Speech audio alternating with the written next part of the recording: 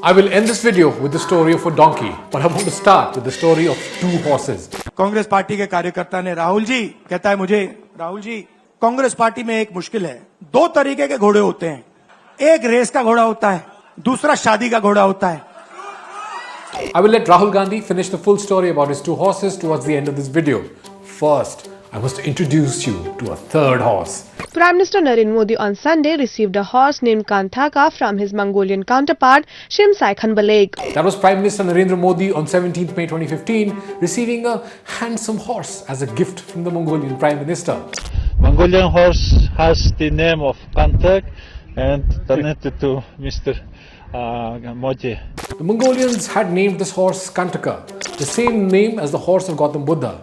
Symbolic, right? Well, I have included Kantaka in this video for a somewhat similar reason, and I will explain that a little later in the video. But first, I must tell you what today's episode is truly about. The news coming in on government cancelling the UPSC lateral entry ads. DOPT minister writing to chairman of the UPSC on cancelling lateral entry advertisement as per directions by the Prime Minister. That's right. The government had invited applications for lateral entry posts in the bureaucracy on 18th August. UPSC ने 45 पदों के लिए दरवाजे खोल दिए हैं. ये 45 पद lateral entry से भरे जाएंगे. But just 3 days later, the government scrapped the whole plan. What is lateral entry? Why did the government invite those lateral entry applications in the first place? Was scrapping this unique form of recruitment the right thing to do? And what has all that got to do with the three horses and the donkey? I will try and get you the answers to all those burning questions in today's video. I'm Manish Adhikary and you're watching First Things Fast.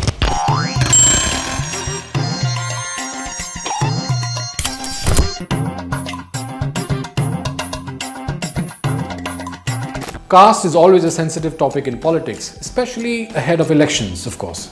सामाजिक न्याय का पहला कदम जाति जनगणना, ये पता लगाना कि इस देश में पिछड़े वर्ग के कितने लोग हैं, आदिवासी कितने हैं, दलित कितने हैं, जनरल कास्ट के कितने हैं. Speeches like that one helped Rahul Gandhi and Samajwadi Party's Akhilesh Yadav win more seats than the BJP in Uttar Pradesh in the Lok Sabha elections a few months back.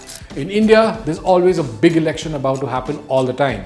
J&K and Haryana are up for polls in the next 2 months. Within a year's time after that, there will be elections in Maharashtra, Jharkhand, Delhi and Bihar also. Phew. आपको भी हार्दिक शुभकामनाएं.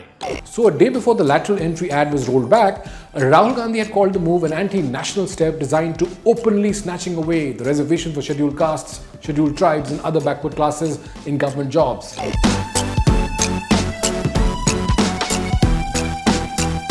Not long after, Chirag Paswan waved the red flag. He sort of echoed the concerns voiced by Rahul Gandhi and other parties of the India bloc. The thing is, he's from the government camp. His Lok Janshakti Ramvilas party from Bihar is an NDA ally. Now, Paswan said the lateral entry idea was completely wrong. He also said that he would take it up with the government. So did Jitan Ram Manjhi of the Hindustani Awam Morcha, another NDA ally from Bihar. And that was that. End of the matter. No lateral entry. Not anytime soon for sure. The irony is that the whole concept was actually first introduced by the Congress-led UPA government in 2005. Rahul Gandhi's UPA. Now India. मतलब सब कुछ जानते हैं वो, already उनको मालूम है. Lateral entry means the government appointing private sector professionals and experts directly into various government roles.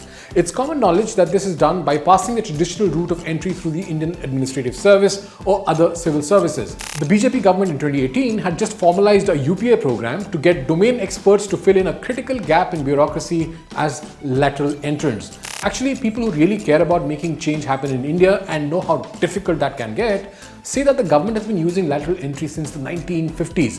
This Times of India article by Siddhartha really put out a list of some really solid examples. 1959, Prime Minister Jawaharlal Nehru, Rahul Gandhi's grandfather.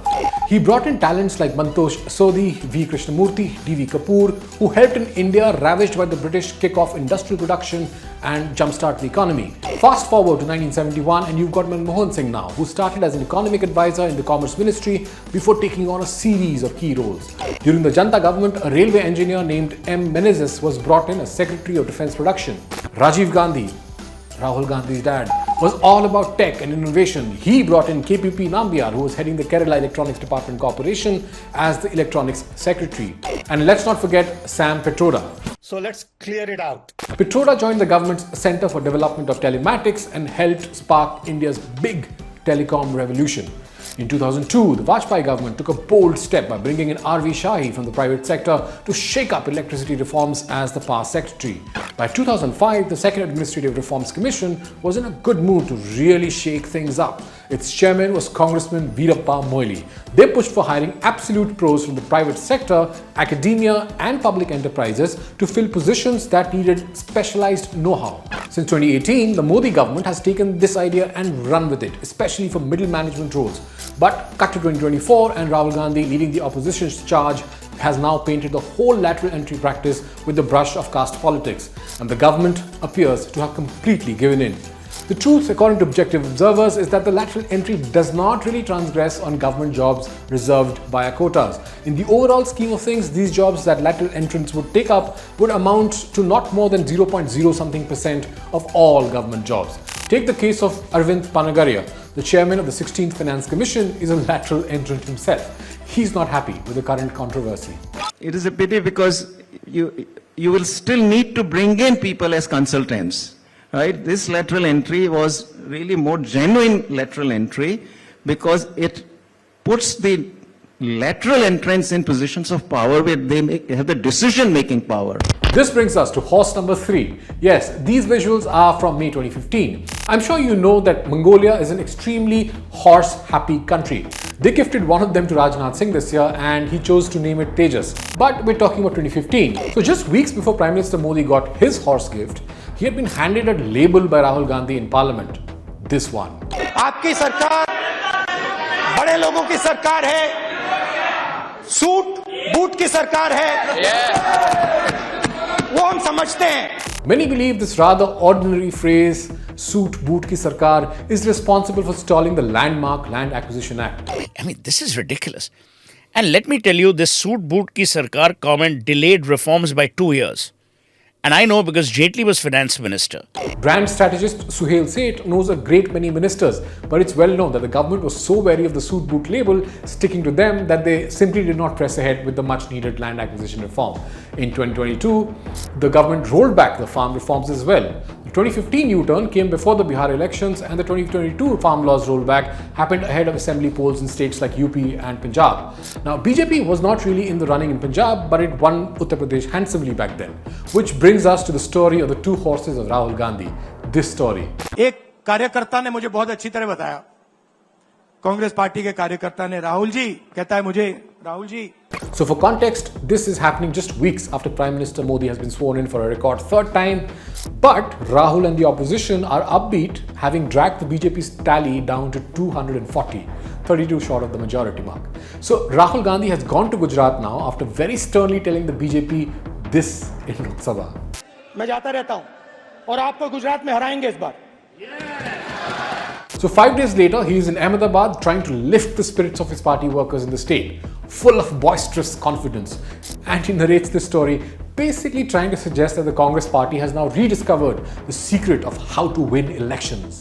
कभी-कभी Congress party क्या करती है, race के घोड़े को शादी में भेज देती है और शादी के घोड़े को रेस में लगा देती है. तो उसने कहा ये आप बंद करा दीजिए, रेस के घोड़े को आप रेस दौड़ाइए और शादी के घोड़े को आप शादी में भेजिए. तो ये हमें गुजरात में करना है.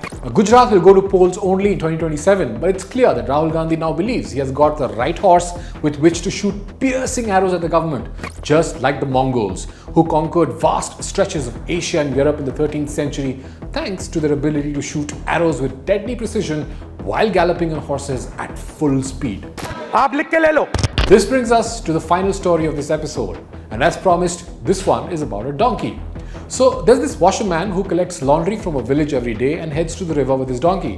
One day he realizes he forgot the rope to tie up the donkey.